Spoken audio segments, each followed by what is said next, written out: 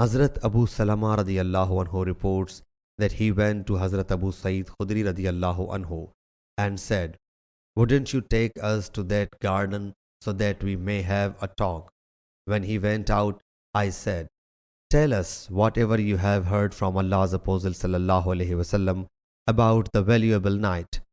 He said Allah's Apostle sallallahu alaihi wasallam remained in Atikaf to retire to a mosque for worshipping Allah Jalla Jalaluhu devotionally during the first 10 days of the month of Ramadan, and we also remained in Atikaf along with him.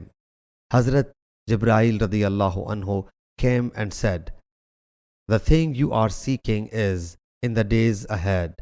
So he sallallahu alaihi wasallam retired to mosque during the middle 10 days, and we also retired to mosque along with him. Hazrat Jibreel radiyallahu anhu came again and said, "The thing you are seeking for is still ahead."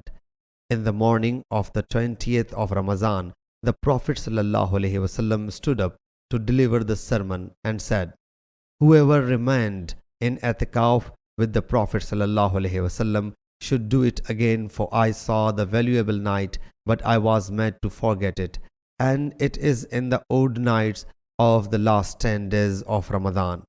And I saw in the dream as if I were prostrating myself in mud and water, and the roof of the mosque was made of the branches of the date palms, and we did not see anything in the sky, but a patch of cloud came and poured water on us.